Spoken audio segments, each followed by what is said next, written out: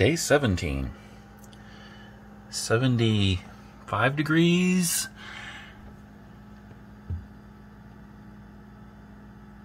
And less activity than yesterday.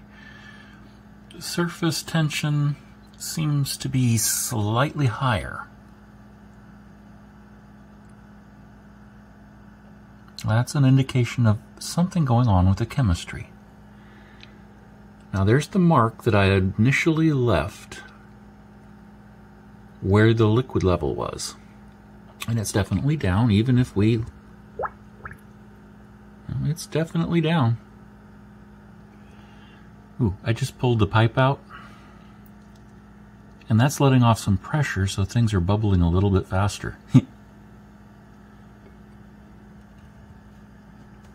So yeah, it's happening.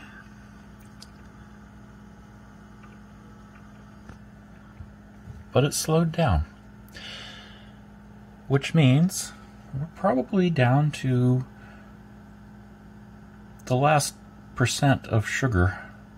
2%, 3%. Alcohol has happened. There's a drinkable amount of alcohol in there, but we're going to wait a little bit longer. And what we're going to look at is how clear it gets. We're not going to be super fastidious and wait for all of the yeast to settle. That'll take a month.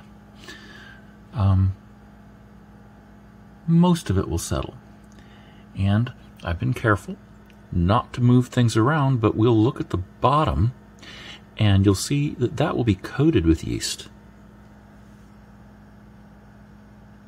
But there's still going to be some in suspension, in solution. And that's what you do when you rack the wine into another container. You leave that yeast behind because some of that yeast that's on the bottom will go back up into solution. And that which is in solution will settle out, so it reaches a kind of a steady state. It takes a while to get there, months. You also want it to be relatively still. The back of a pickup truck is not the right place.